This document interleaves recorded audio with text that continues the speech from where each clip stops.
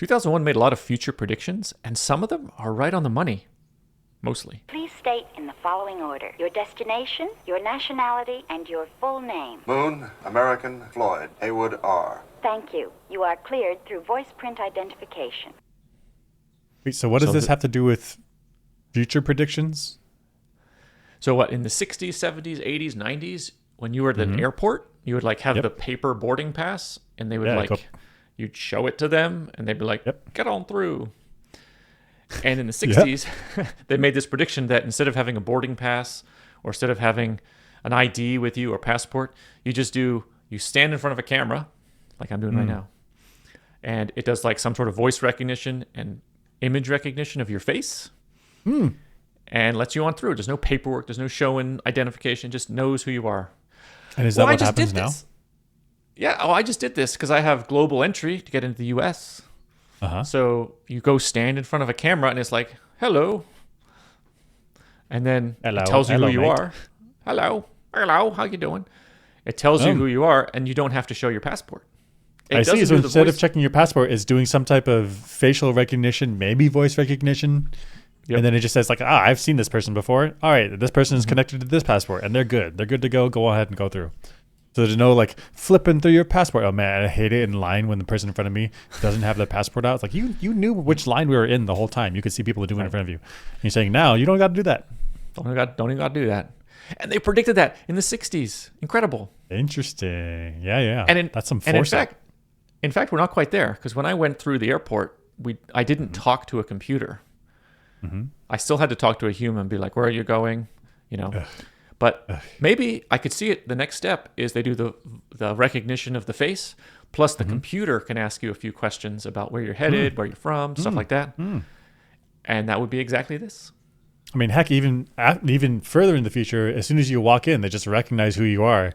You go to McDonald's, get whatever your coffee it is, and you just go onto your plane. You don't even have to talk to a person. No check-in. Just walk through. They already checked you. Just walk through. They already know, yeah. In fact, I guess we're going to do with stores and stuff. You just walk in, walk out. No problem. All right. That was that Amazon thing, but apparently that was fraud. I don't know. Apparently that was problems with it. Okay. Tech needs to catch up, but the vision is there. Vision's there, right? And there's more. Oh, this one. This one's also the back in the 60s, imagining having video on the back of your seat on an airplane. A personalized television. Heck, even in the 90s, maybe 2000s, like you didn't have your own television. You had like the one television that was in the hallway and everyone had to watch the same thing. Right. I think 2000s, maybe this was starting to come into, but it was pretty rare. But now it's pretty widespread. And in the 60s, no way. Like, what a prediction. Some foresight. Yeah. Now, also one of the things they do here is like, the screen is big. Big screen with only a few buttons. That's right. Right? They don't have this like a little screen. Cool predictions. This blew me away. They predicted iPads, tablets. That's right. That's what that is. That's what there's a tablet, right? Right there. And it just like you said about the TV, it's the video section, the screen portion is enormous. And like tiny little buttons at the bottom.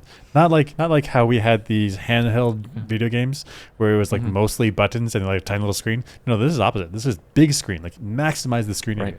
So they also understood what our values would be, like what would be important in these tablets. Right, because I think in other sci-fi series, when they have like tablets or sort of iPad tablet equivalents, there's too much bezel. Bezel is that's the word. The outside shell edge thing. Right. And there's too many buttons, and it's all awkward. Today, we just have big, screen. And they did this. 2 buttons. One button.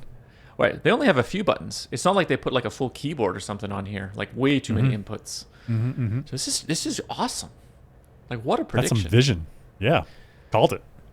They called it, yeah. Here's some more. They called this too. Check out, so see that hotel room?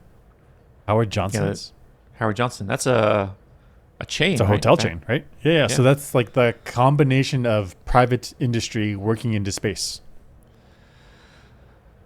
Right, which I guess we don't have just yet, but this kind of do with SpaceX. Yeah. And we're getting towards privatization of space travel. They're saying full like hotels in space. like the chains. And given this time, at this time it was 1968, so all of space stuff was purely governments. It was like governments fighting other governments. But then here they had the foresight. It's like private industry is going to get involved eventually. Yeah. By 2001, like for sure. Look at this guy. It's the same thing, but it's like just the Hilton. The Hilton. Hilton's going to have hotels in space. So we got Howard Johnson in space, Bell Telephone in space, Hilton in space, and who knows what else. All kinds of stuff. I was also blown away. Maybe this is coincidental with our time.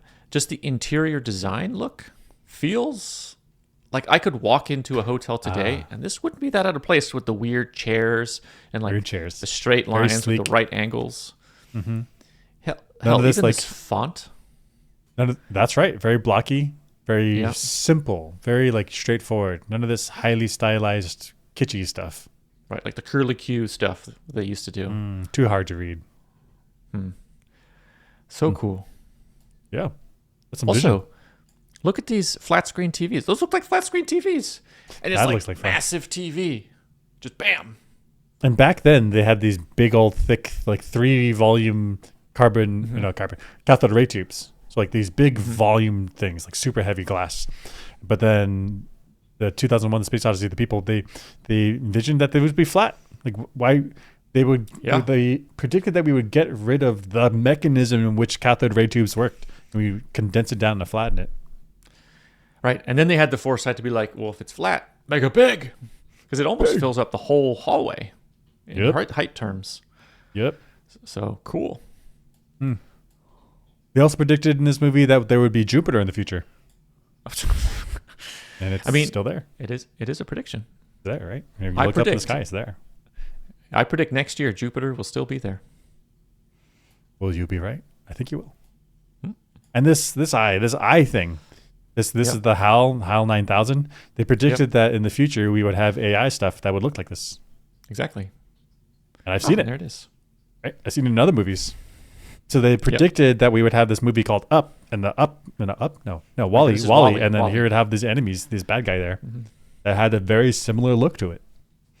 So you're saying in 2001 they anticipated pop culture in the 2001, the movie, which was filmed in 1968. Yep. They predicted that our pop culture in the future would have this guy that looked like that's also the evil AI. That's right. Pretty good. I mean, this is a general look for AI. That's how AI looks. There's no other way to do it. I mean, no. There's lots of ways to do it. Yet still, the filmmakers predicted that it would look like this. They knew it. Incredible.